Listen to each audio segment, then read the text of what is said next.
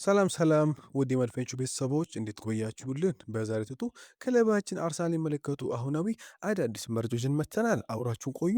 ውድ ቤተሰቦች እንደተለመደው ለቻናሉ አዲስ ከሆናችሁ በቅድሚያ ቻናሉ ሰብስክራይብ በማድረግ ቤተሰቡን አሁን ዕለቱ መረጃዎች አለፍን። አብራችሁን ቆዩ። ውድ ቤተሰቦች በዛሬ መረጃ ሰዓታችን በርካታ መረጃዎችን ወደ እናንተ እናደርስ መጥተናል። አርሰናል ብሩኖ ጉማሬሽ እንዲሁም የአዲሱ ግብ ጠባቂ የኤላን ሙስሌራን ሙሉ ቃለ መጠይቅ ይዘን መጥተናል። አርሰናል አዲስ በክለቡ ስካውቲንግንም መምረጡም ተሰምቷል። እንዲሁም አርሰናል የቦታፎጎን አማካይ ዳኒሎ ሳንቶስን ለማስፈረም ንግግር መጀመሩም ትላንት ምሽትም ተሰምቷል። በተጨማሪም አርሰናል እንደ ዴቪድ ኦረሲን፣ ፋብሪዞ ሮማኖ ያወጧቸውን አዳዲስ መረጃዎችንም ያካተተ የመረጃ ሰዓት ላይ እንገኛለን። አብራችሁን ቆዩ።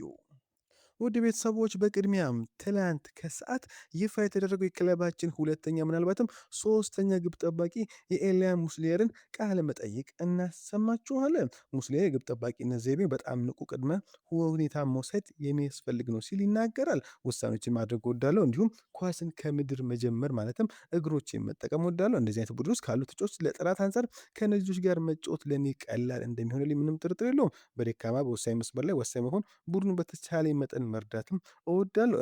ይሄ ማንነቴ ነው ሲልም ተናግሯል። ኢልያ ሙሴ ወደ ክለቡ የመጣው በከፍተኛ ቁጭትና ቁርጠኝነት እንደሆነ የሚናገረው በስነ ልቦና በኩል ብዙ ሰርቻለሁ። ምክንያቱም ለእግር ኳስና ለልምድ የተለየ አመለካከት ነበር።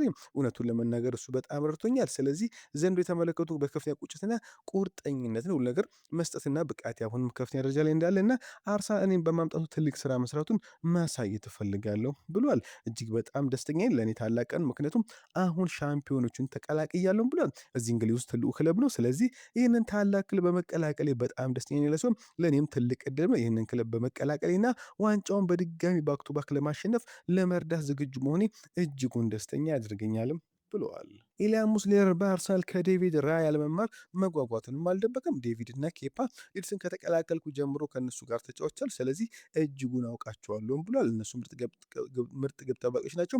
እናም የግብ ጠባቂዎች አሰልጣኝ ኢቫን ካናም ብሬንትፎርድ በነበሩት ጊዜ ጀምሮ አውቀዋለሁ፣ ስለዚህ ከእነሱ ጋር ለመስራት አሁን ላይ እጅጉን ጓጉቻለሁም ብሏል። ምክንያቱም ከእነሱ ብዙ የመማረው ነገር እንዳለ እርግጠኛ ነኝ። ዴቪድ እጅግ በጣም ጥሩ ግብ ጠባቂ ነው። የጨዋታ ዘይቤን እወዳለሁ።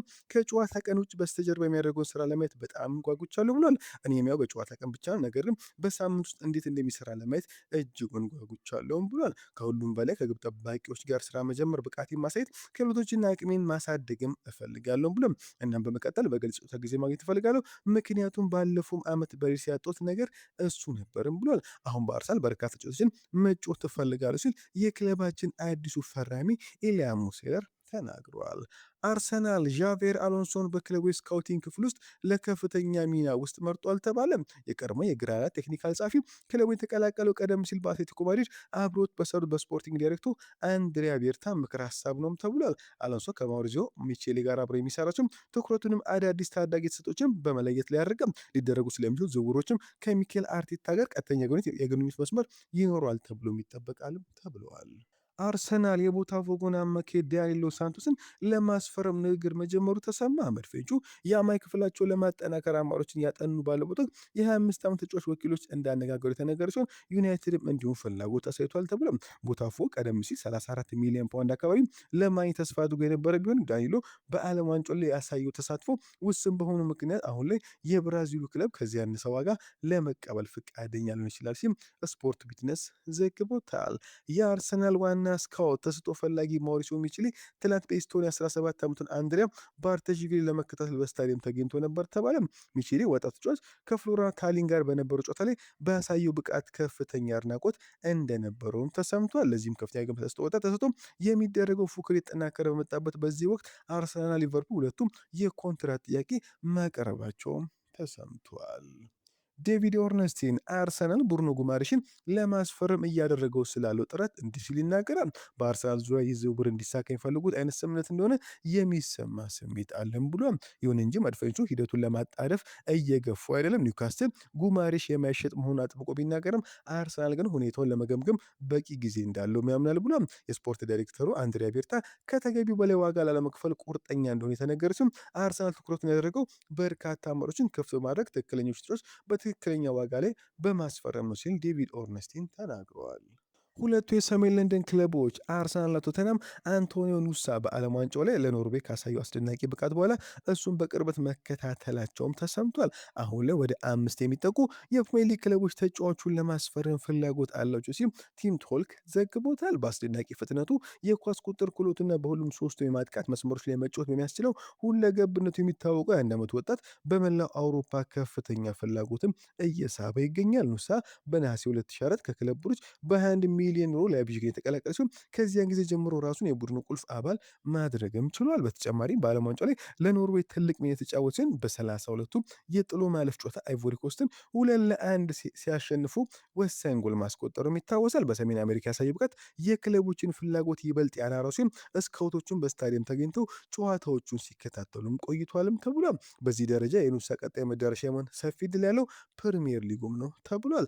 አርሰናል አዲስ የግራ መስመር አጥቂ ለማምጣት በሚፈልግበት በአሁኑ ወቅት ተጫዋቹን በቅርበት የከታተለ እንደሆነ የታወቀ ሲሆን ቶተንሃም በበኩሉ ወጣቱን ተጫዋች ለረጅም ጊዜ ሲያደንቁ የቆየና ቀደም ሲል ከወኪሎቹ ጋር ውይይት አድርጎ እንደነበረም ተሰምቷል። ኒውካስል ዩናይትድ እንዲሁም ተጨባጭ ፍላጎት ያሳይ ሲሆን ምንጮችን የሚጠቁሙት ከሆነ ማክፒሶቹ የማጥቃት መስመር አማራጮቻቸውን ለማጠናከር ወደ ተጫዋቹ መቅረብ እንደሚፈልጉም ይጠበቃልም ተብሏል።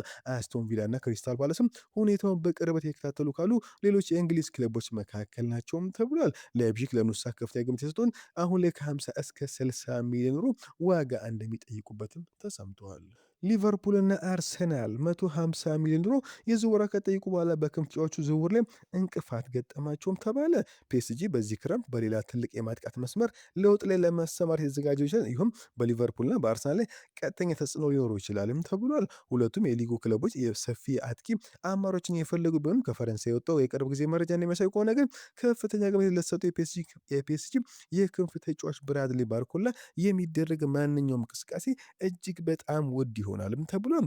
ለሊቨርፑል የፍላጎት ትርጉም አለው፣ ምክንያቱም አሁንም ከሞሐመድ ሳላ በኋላ ስላለው ህይወት እያቀዱ ነው ተብሏል። በሌላ በኩል አርሰናልም አዲስ የውድድር ዘመን ከመጀመሩ በፊት የራሳቸውን ስብስብ በሚያሳየው እድገት ላይ መሰረት ሌላ የግራ መስመር አጥቂ ያስፈልጋቸዋልም ተብሏል። ይሁን እንጂ የፒኤስጂ አቋም እንደሚያሳየው ግዙፍ ጥያቄ ካልቀረበላቸው በስተቀር ቁልፍ የሆነውን ወጣት ተጫዋች ለማጣት ፍቃደኛ አይደሉም ተብሏል። ለኢኪፕ እንደዘገበው ከሆነ ፒኤስጂ በባርኮላ ላይ እስከ 150 ሚሊዮን ዩሮ ዋጋ እንደለጠፈበት የተሰማ ሲሆን አርሰናል እና በተለይም ሊቨርፑል ተጫዋቹን ከሚፈልጉ ክለቦች መካከል ቀዳሚዎች ቢሆንም ዘገባውን ያመለክቱንም የ23 ዓመት ሊለቅ የሚችለው ፒኤስጂ ከፈረንሳይ ሻምፒዮን ጋር በግል ጥቅማ ጥቅሞች ሊያስቀድሞ ስምምነት ላይ ለደረሰው የአርቢ ላይፕዚጉ የክንፍ ተጫዋች ያን ዲዮማንዲ ከ100 ሚሊዮን ዩሮ በላይ የሚያወጣው ዝውውር ከተጠናቀቀ ብቻ ነው ተብሏል። ይህ ሁኔታ በስካይ ስፖርት የተዘገበ ሲሆን ዲዮማንዲ ምርጫው ወደ ፒኤስጂ ማድረጉን ተከትሎ አሁን ላይ ባርኮላ ለመልቀቅ ዝግጁ ነው ተብሏል። ነገር ግን የተጫዋቹ ዋጋ አሁን ላይ አርሰናልም ሆነ ሊቨርፑልም እጅጉን እያሳሰባቸው ነው ተብሏል።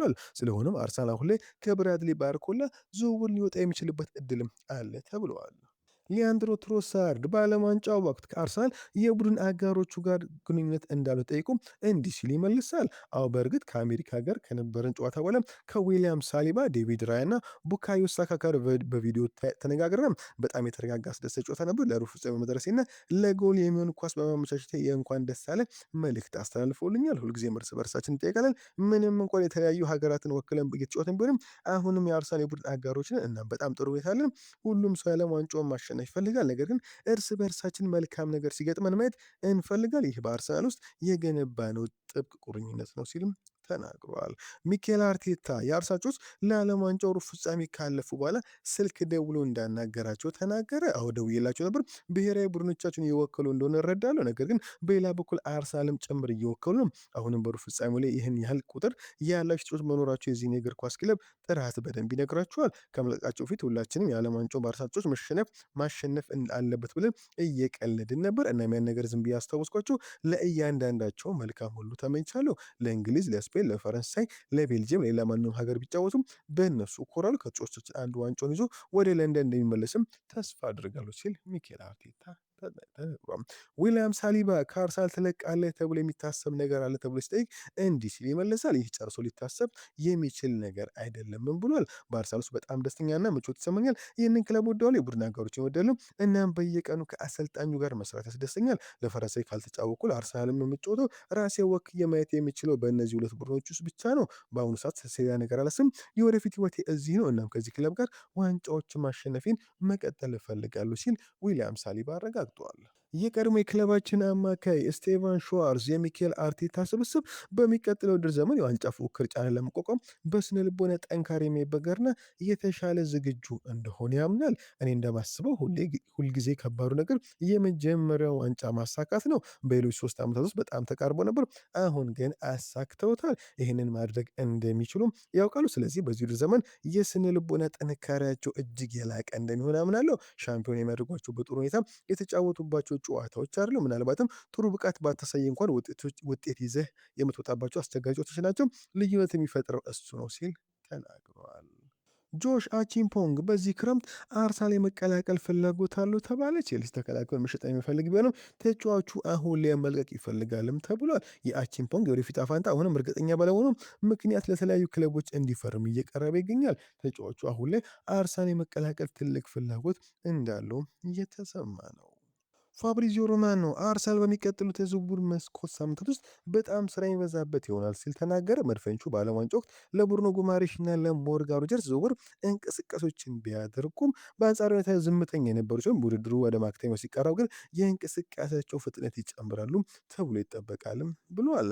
አርሰናል በዚህ ዝውውር ገበያ ላይ የትዕግስት አካሄድን እየተከተለ ነው ሲል ዴቪድ ኦርነስቲን ተናገረ።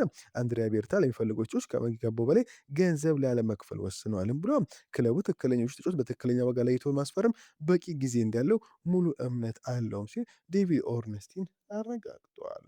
ኬፓ አሪዛባላጋ ሌላ ቦታ ቋሚ ተሰላፊ የመሆን ፍላጎቱን ለመከተል ከወሰነ በዚህ ክረምት አርሰናል የመልቀቁ ነገር አሁን ላይ እርግጥ ነው ተብሏል። እንደ ጄምስ ማክኒጎ ገለጻ ከሆነ ኢሊያም ሞስሌር የፈረመው ቶሚ ሴትፎርድ በውሰት እንዲወጣ ለመፈቀድ ታስቦ ነበር። ኬፓ የመለቀ ከሆነ ግን አርሰናል ሌላ ግብ ጠባቂ ለማስፈረም ይንቀሳቀሳል ተብሎ ይጠበቃል ሲል ገነርስ ብሎግ ላይ ዘግቦታል።